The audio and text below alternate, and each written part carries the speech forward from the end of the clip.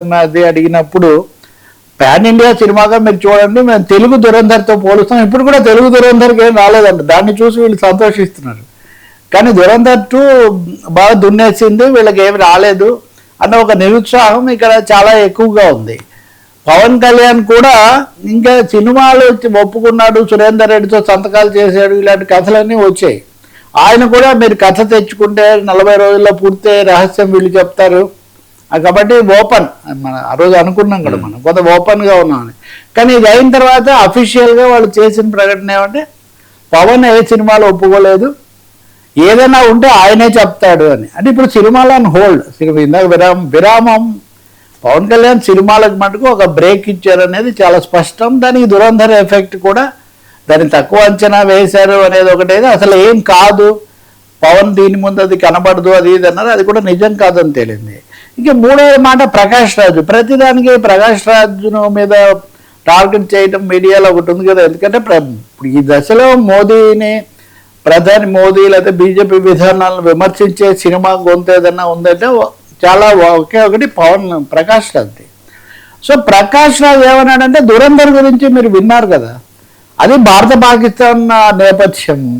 మొన్న ఎవరో హైదరాబాద్లో ఒక ఐటమ్ పెట్టారు, ఆ సినిమా చూసిన తర్వాత ఉన్న ఫలానా పాకిస్తాన్కి వెళ్ళి చంపేయాలనిపించింది అని ఆ చూసిన వీక్షకుడు చెప్పాడని చాలా పెద్దగా పెట్టారు. అది దేశాలు శాంతి గురించి మనం ఎట్లాగో మాట్లాడుతున్నాం, ఎవరి విధానాలు ఏంటి ఎలా ఎదుర్కోవాలనేది వేరు. కానీ సో అమ్మో దురంధర్ అని అల్లు అర్జున్, జూనియర్ ఎన్టీఆర్, విజయ్ దేవరకొండ వీళ్ళందరూ పోటాపోటీగా ట్వీట్లు పెట్టారు. ఐ థింక్ రామ్ చరణ్ కూడా అనుకుంటా. ప్రకాష్ రాజు ఎవరి పేర్లు తీయలేదు, కానీ ఆబ్లిగేటరీ కంగ్రాచులేషన్స్ లేకపోతే ఆబ్లిగేటరీ మెసేజెస్ అనేవి సౌత్ ఇండియాకు కూడా ఈ జబ్బు పాకినట్టుగా ఉంది, ఈ దక్షిణాదికి కూడా ఈ ఒత్తిడి పెరిగింది అని ఒక మాట అన్నాడు. సో అనగానే ప్రకాష్ రాజు మీద మళ్ళీ ఇప్పుడు ట్రోల్స్, నీకేం ఊరుకోలేవా, అందరినీ ఎందుకు అంటావు అదే. ఆయన ఏమన్నా దక్షిణ మా ఉత్తర భారతం ఇది, ఈ సినిమా తీసింది నార్త్ ఇండియాలో ఒకరినొకరు చేసుకోవడానికి చేస్తుంటారు. ఇప్పుడు సౌత్ ఇండియాలో కూడా ఏమో రేపు పొద్దున ఎవరికి ఏమి ఆఫర్స్ లేదా అవకాశాలు ఎవరితో ఏముంటాయనే పద్ధతిలో చెప్తూ ఉన్నారు. సో సౌత్ కూడా పాకిందని ఆయన ఒక మాట అన్నాడు. సో ఆయన మీద ఇది పడుతున్నాడు. సో దురంధర్ అనేది త్రీ వే ఎఫెక్ట్ ఇక్కడ మనకు కనిపిస్తుంది. అది ప్రకాష్ రాజ్ ద్వారా ఇంకొక టర్న్ కూడా తీసుకుంది. సరే, పవన్ సినిమాలు బ్రేక్, చంద్రబాబు మాటల మర్మం అదేనా, ఇదే దీని కంటిన్యూషన్.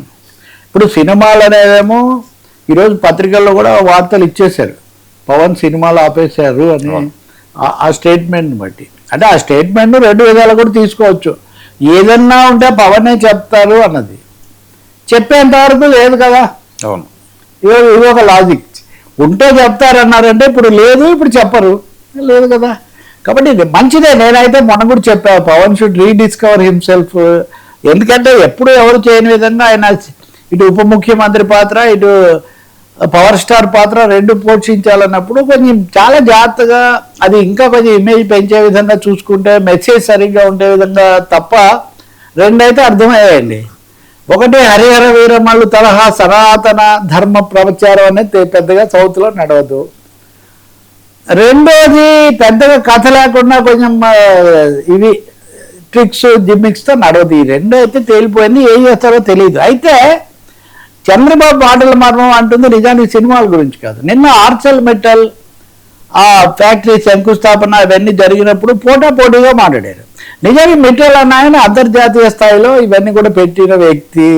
ఆయన ఆంధ్రప్రదేశ్ మీద సెంటిమెంట్తోనూ రాలేదు, లేదా రాజకీయాలతో లోబడిపోయేది కూడా ఏమీ లేదు. కానీ వీళ్ళు పోటాపోటీగా దీంతో వస్తుంది. ఇంకా చెప్పాలంటే ప్రపంచంలోనే ఇది చాలా అగ్రగణ్యం అయిపోతుంది అన్న స్థాయిలో మాట్లాడారు. పక్కనే విశాఖ ఉక్కు యొక్క విచారకరమైన విషాదకరమైన పరిస్థితిని గురించి మటుకు ఏదో మెన్షన్ చేయలేదని కాదు,